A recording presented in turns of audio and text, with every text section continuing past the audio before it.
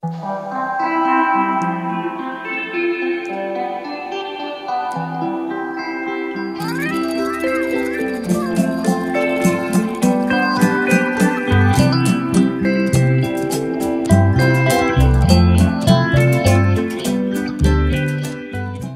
y a une dizaine de jours, on annonçait une surchauffe politique sous nos cieux. Eh bien, on ne croyait pas si bien dire. La température étant montée, que l'on se demande si le refroidissement est possible. Ce d'autant que du côté de l'opposition, ragaillardi par le plus vieil opposant au monde, et non moins ancien président de la République, l'indestructible vieux Wade, on a décidé de durcir le ton et de faire barrage au président Macky Sall.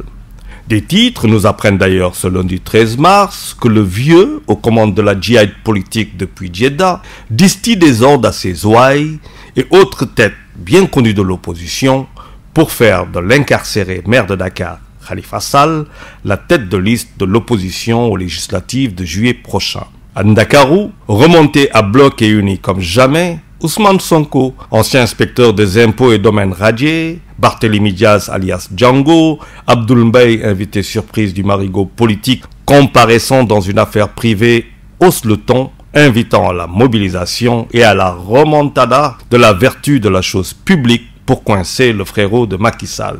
Une affaire de pétro-CFA à la saveur de fioul selon le remuant Sonko. Les raisons de ce tintamarre dont les Sénégalais se seraient passés volontiers est à trouver dans l'arrestation de l'édile Khalifa Sall, embastillé manu militari dans la citadelle de Rebeuss pour détournement de deniers publics, association de malfaiteurs, etc. Sur nos routes, les promesses de fermeté et sanctions se suivent à grande vitesse sans que les morts et blessés ne diminuent en nombre. Les cercueils ambulants continuent leurs œuvres macabres et l'oraison funèbre se guette au passage de vitesse.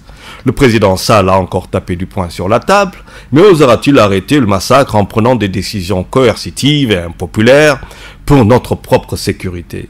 Question à 1000 balles dans ce tourbillon électoral. Balles que nos jeunes footeux ont confondu avec les ronds dimanches en finale de la CAN des moins de 20 ans en Zambie. Comme en Avetan, à la lutte, les Koto Boys ont montré que le sport se conjugue chez nous avec les vertus du mystique. Certes, on n'a jamais rien gagné avec au foot, mais on y croit et rien ne nous fera abandonner nos croyances. Les dieux du foot peuvent passer et repasser comme ils veulent. Chez nous, la gagne, c'est avant tout et après tout une affaire de rerem. C'est peut-être cela qui explique la gifle barcelonaise à Paris, même si on sait tous que le Barça a le Messi du foot.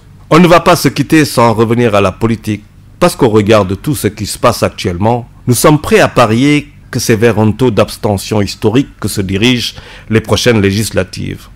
Reste à savoir au profit de qui. Mon petit doigt me dit quelque chose, mais sans rancune aucune, bonne écoute et bonne semaine à tous.